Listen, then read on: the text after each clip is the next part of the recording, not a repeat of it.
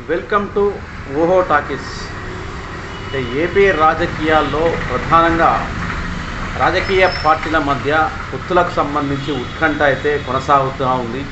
అది daily serial లాగా episode లాగా రాజకీయ ఎపిసోడ్లు అయితే ప్రధానంగా వాటికి సంబంధించి చర్చలు అయితే జరుగుతూ ఉన్నాయి.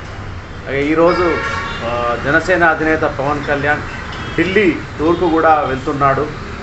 మరి ఈరోజు బీజేపీ అధినేతలతో మరి పవన్ కళ్యాణ్ టీడీపీ జనసేన బీజేపీ పొత్తులపైన ఫైనల్గా చర్చలు అయితే జరిగే అవకాశం అయితే కనబడతా ఉంది. ఇక ముఖ్యంగా ఈరోజు మరి పవన్ కళ్యాణ్ అయితే భీమవరం ఏదైతే ఉందో భీమవరం ఈరోజు చేరుకోవడం జరిగింది. భీమవరం నుంచే తాను మళ్ళీ పోటీ చేస్తున్నానని సంకేతాలు కూడా ఇవ్వడం జరిగింది. భీమవరంలో ఉన్న టీడీపీ నాయకులతో అంటే మాజీ ఎమ్మెల్యేతో అదేవిధంగా టీడీపీ జిల్లా అధ్యక్షురాలతో కూడా పవన్ కళ్యాణ్ సమావేశం కూడా నిర్వహించడం జరిగింది. ఇక భీమవరం నుండి పోటీ చేస్తున్నారని భీమవరంలో టీడీపీ నాయకులు తనని గెలిపించాలని వాళ్ళను అభ్యర్థించడం జరిగింది. మరి గతంలో పవన్ కళ్యాణ్ 2019 సంవత్సరంలో మరి భీమవరం నుంచి పశ్చిమ గోదావరి జిల్లా భీమవరం నుంచి అదేవిధంగా మరి ఏదైతే విశాఖ జిల్లా గాజువాక నుంచి 2 స్థానాల నుంచి పవన్ కళ్యాణ్ పోటీ చేయడం జరిగింది.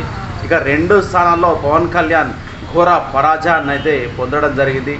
ఇక భీమవరంలో అక్కడ గ్రంథి శ్రీనివాస్ వైకాపా అభ్యర్థి చేతిలో ఘోర పరాజయాన్ని చవిచూసినప్పటికీ 2వ స్థానంలో పవన్ కళ్యాణ్ నిలిచాడు. అక్కడ 3,900 ఓట్లను పవన్ కళ్యాణ్ అంటే జనసేన పార్టీ సాధించింది.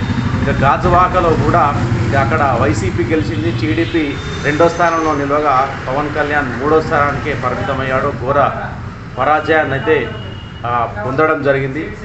ఇక ముఖ్యంగా మరి ఇప్పుడు జరిగే ఎన్నికల్లో మరి పవన్ కళ్యాణ్ మరి భీమవరంలో గెలుస్తాడా లేదా అని ఒకసారి మనం అనాలిసిస్ తీసుకుంటే మరి పవన్ కళ్యాణ్ గాజువాక భీమవరం ఈ రెండింటి మధ్య పోటీ చేయాలనుకొని చివరికి భీమవరాన్నే ఎంచుకోవడం జరిగింది. మరి భీమవరం కాకుండా మన పశ్చిమ గోదావరి జిల్లా కావచ్చు విశాఖ జిల్లా నుంచి నియోజకవర్గం నుంచి పవన్ అయితే పోటీ చేయడానికి అంత ఇష్టపడలేదు. ప్రధాన కారణం ఏంటంటే ఒకవేళ గాజువాక భీమవరం కాకుండా ఇంకా ఏదైనా అసెంబ్లీ నియోజకవర్గం నుంచి పోటీ చేస్తే కనుక ఓడిపోతే మరి పవన్ కళ్యాణ్ రాజకీయంగా కొంత పరువును పోగొట్టుకునే అవకాశం అయితే ఉంటుంది. ఎందుకంటే ఓడిపోయిన చోట మళ్ళీ ఓడిపోతే అంతగా ఇబ్బంది ఉండదు.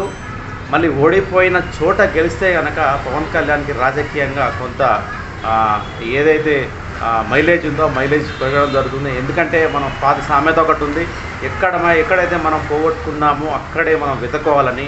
ఎక్కడైతే పవన్ కళ్యాణ్ ఓడిపోయాడో అక్కడే మళ్ళీ గెలిచి తాను నిరూపించుకోవాలని అయితే తన మనసులో ప్రగాఢంగా అనుకుంటున్నాడు. అందుకనే భీమవరం నుంచి పోటీ చేస్తున్నాడు. కానీ రాజకీయాలని సినిమాలని మనం తీసుకుంటే ఒక సినిమా పరాజయం పాలైతే మళ్ళీ కొత్త సినిమా తీసుకోవచ్చు. ఆ హీరో ఇమేజ్ అనేది ఎక్కడికి పోదు. సినిమాల్లో అయితే ఇక్కడ ప్రొడ్యూసర్ నష్టపోవడం జరుగుతుంది. కానీ రాజకీయాల్లో అయితే ఒక నియోజకవర్గం నుంచి పోటీ చేసినప్పుడు అక్కడ ఓడిపోతే మాత్రం కొంత రాజకీయ నాయకులు నిరుత్సాహము, కొంత అనుమానాలు, రకరకాల ఆలోచనలకు తావివ్వడం జరుగుతుంది. కాబట్టి మరి ఈ 2024 అసెంబ్లీ ఎన్నికల్లో పవన్ కళ్యాణ్ మరి భీమవరం నుంచి మరి పోటీ చేస్తున్నాడు. ఇక్కడ మరి గెలుస్తాడా ఓడిపోతాడా? ఇక్కడ పవన్ కళ్యాణ్ కూడా ఒకటే నమ్మకం ఉంది, భీమవరంలో టీడీపీ ఓట్ షేరింగ్ మొత్తం జనసేనకే పడుతుంది కాబట్టి తప్పకుండా గెలుస్తాననే ఒక నమ్మకం అయితే ఉంది. ఇక 1% ఓట్ షేరింగ్ ఉన్న బీజేపీ కూడా కొంతవరకు ఇక్కడ సహకరించే అవకాశం ఉంది. కాబట్టి భీమవరం నుంచి తప్పకుండా పవన్ కళ్యాణ్ గెలుస్తానని అక్కడ జనసేన శ్రేణులు కూడా కొంత అంచనా వేస్తున్నాయి. కాబట్టి మరి పవన్ కళ్యాణ్ ఈ స్థానం నుంచి గెలుస్తాడా? మరి ఇలాంటి ఫలితాలను మరి పవన్ కళ్యాణ్ కానీ జనసేన కానీ చూడబోతుంది. మనం అయితే వేచి చూడాల్సిన అవసరం అయితే ఉంది. మరి